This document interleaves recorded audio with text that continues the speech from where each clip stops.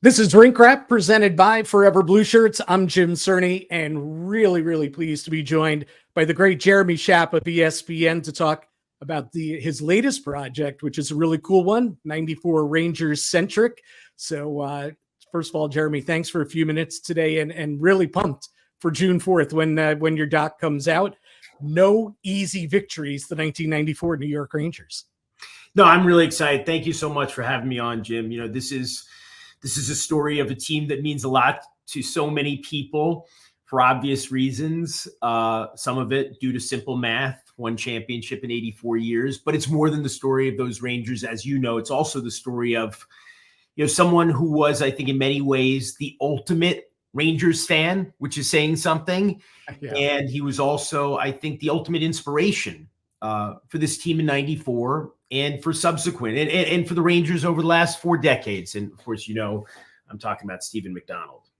Yeah, police officer Stephen McDonald, who, there's a new generation of Ranger fans that know Stephen McDonald because of the award that's given out every year. And I should say, having been around this team for more than 30 years, I was there when the award was first handed out in the late 80s. I think Jan Eriksson was the first winner, if I'm not mistaken.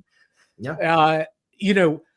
Other than winning the Stanley Cup, there is nothing more valuable in the world of the Rangers to their players than winning the Stephen McDonald Award. And of course, police officer who was shot in the 1980s, paralyzed, but had just a tremendous gift to give back, to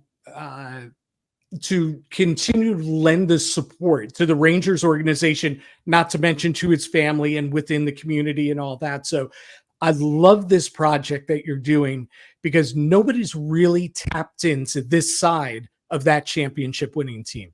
Yeah. Again, the story of the 94 Rangers has been told. It's been told frequently. There have been anniversaries. It's a team that stands apart from even most Stanley Cup champions, obviously. And so with the anniversary coming up, we were thinking about how do we tell the story of that team, but in a way that people haven't heard before. And Stephen McDonald, his story, which is so well known to New Yorkers and beyond New York as well, we decided we would weave that story with the story of 94, the championship, going through the playoffs, breezing through the first 2 rounds, and then those great series against the Devils and the Canucks. McDonald represents so much. He was such an important figure in the city of New York, in the world at large.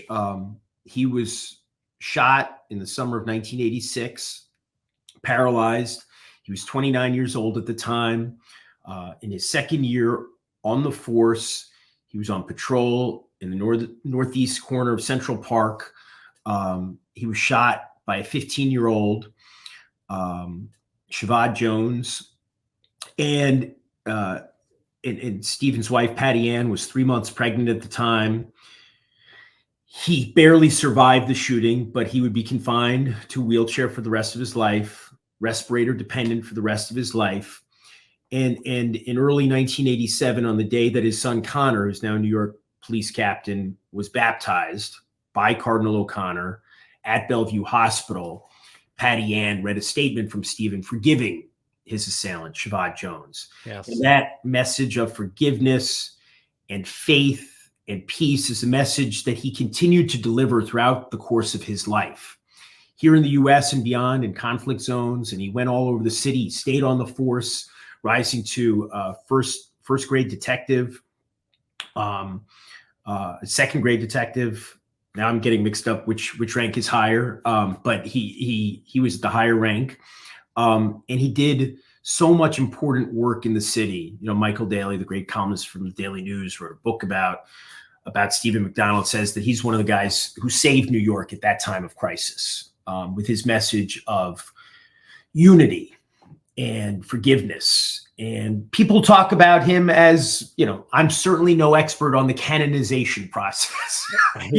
I'm Jewish, but people talk about Stephen McDonald as someone who could be a saint, in those terms. Literally, he died in 2017. He was only 59, but his legacy is immense. And there's so many different aspects here. As we tie it into that 93-94 team, you have to know the personalities of that Rangers team too, some of the key personalities, and why that connection to police officer McDonald and his family were so great. Yeah. Mark Messier, all about the leadership, all about family. This it's not just a team. This is family. Adam Graves, off the charts, obviously a tremendously close relationship with the McDonald family, a many time winner of the award himself. And a police officer himself from a police family. Absolutely. McDonald was a third generation police officer. They had that special connection. Correct. And so this all weaves together as to really a perfect story for somebody like yourself to tackle and for ESPN to tackle, because it is a story behind the story, because you really get to weave into some tremendous characters. Obviously, you're speaking of the character of police officer McDonald, but also of some of those key Rangers who are special people themselves, Mark and Adam, Mike Richter, and Brian Leach. Not just great players, but special people as well. And how important as you're weaving this story together was that aspect of it? Yeah, it's funny in TV, right? This is an hour-long documentary.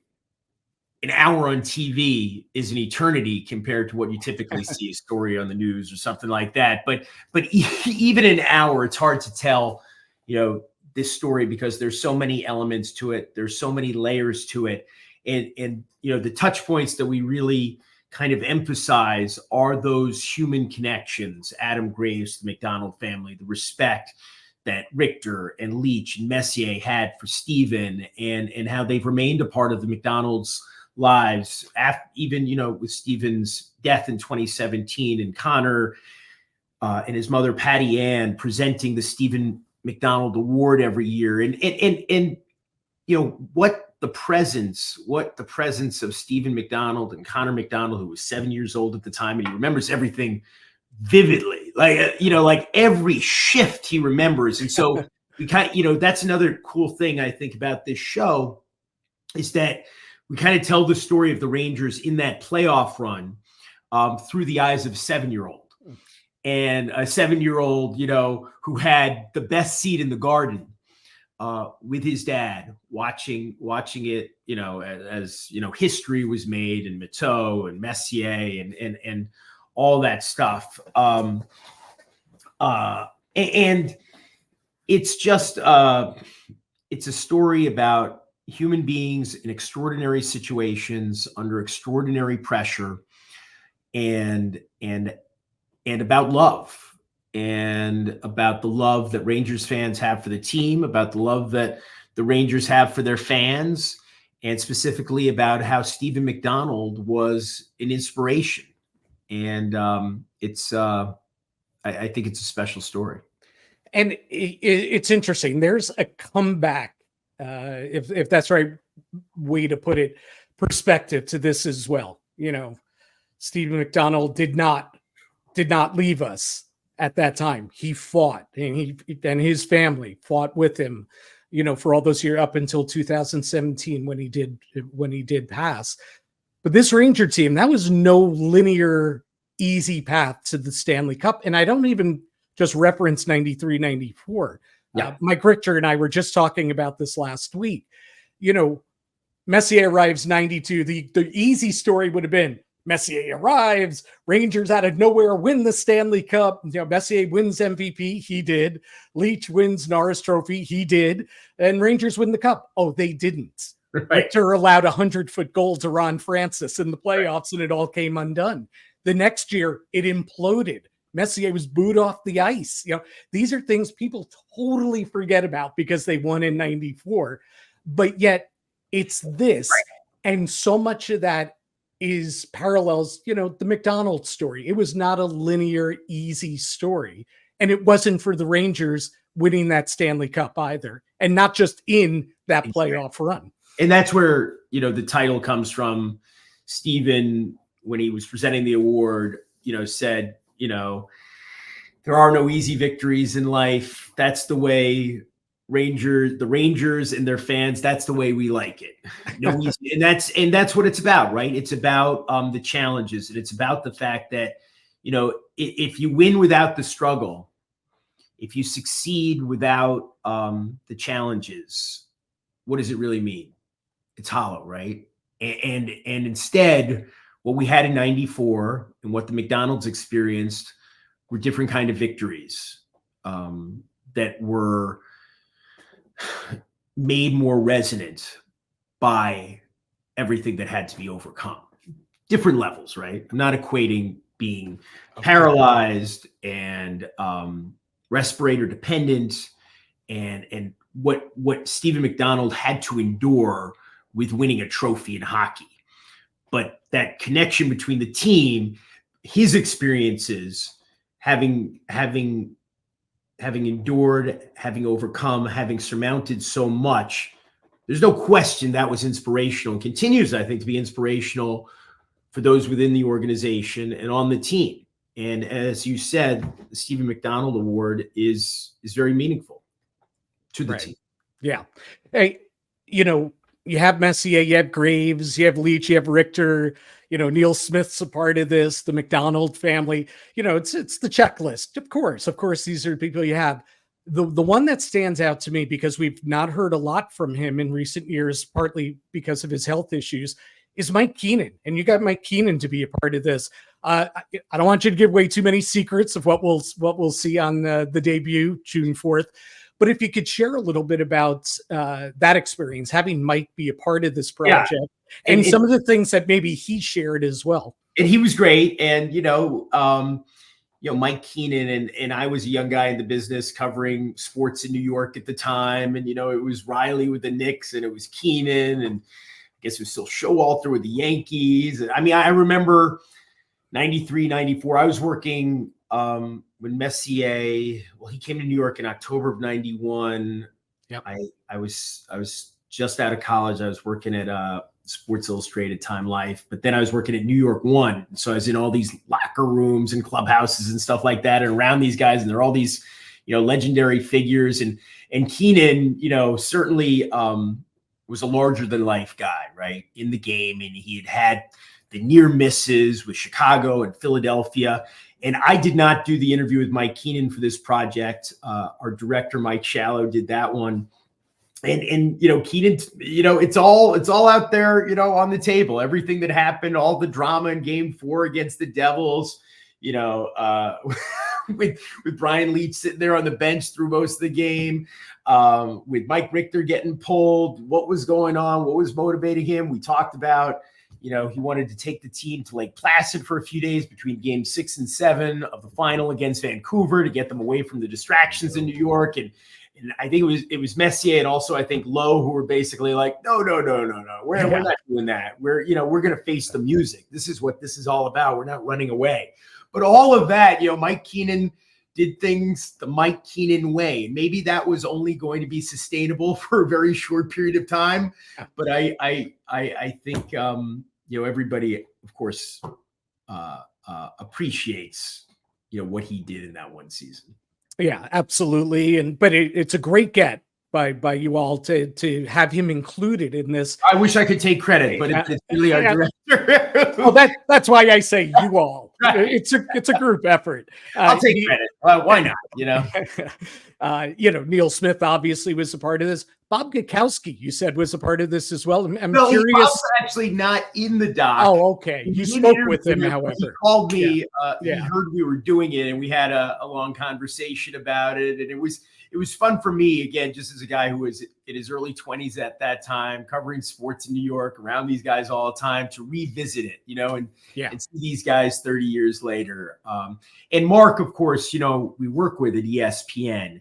And I got to tell you, for me, that experience sitting down with Mark, and that was just a couple of weeks ago, the main interview with Mark for this project, we know he's an emotional guy, and we know he's a thoughtful guy, and all those things. But the depth of the emotion that I think came out, not because of me, but just because Mark is so in touch with his feelings and he's had so much time. That is one interesting thing about doing these projects. And I do them a lot, looking back at a great team from a particular season and revisiting and telling the story, whether it's last year we did the 72 Dolphins, is that even when the stories have been told previously, when you speak to the principal figures at a different time in their lives, they have different thoughts about it. Correct.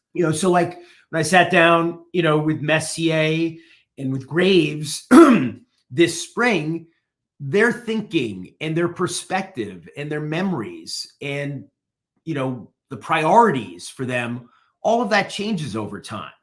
And they get to a point, I find, I don't know what that sweet spot is, with the Dolphins, it'd been 50 years. That's a long time. With these guys, it's been 30 years, where they're prepared on an emotional level to talk about things in a way that they weren't prepared 10 years later or 20 years later, for whatever reasons. They might still be in the business. They might still have relationships where there are things they don't want to talk about, whatever that might be.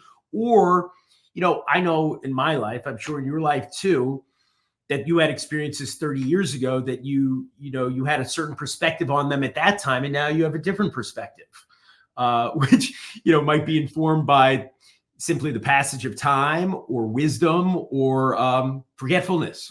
Whatever it is, it changes. Right. Two quickies here, and then we'll wrap things up. It's No Early Victories, the 1994 New York Rangers. Jeremy Schaap with us from ESPN. June 4th will be the premiere episode, 9 p.m. Eastern time. So I think I hit all the high points there. Sure. You mentioned Mark. I'm assuming odds are very, very high here, but I need confirmation. Waterfall from Mark Messier? There has to be, right? He was emotional. Well, we put out the trailer, and there's a moment, actually, it was funny on the set last week on ESPN. They, Steve Levy, threw to the trailer, and they came out, and it was PK and Mark on the set together, and the trailer ends with Mark getting very emotional and saying, "Please edit that out." And of course, we didn't.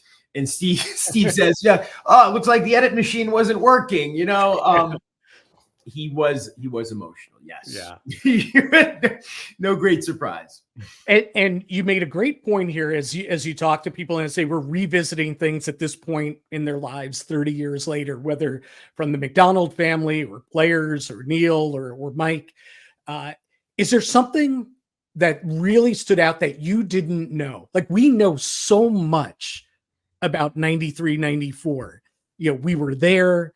We lived it, we were in the locker rooms, and then we've revisited it so many times over our careers since. Is there something that stood out where you said, wow, man, I didn't know that. That's either that's cool or that's amazing or that's emotional or what have you?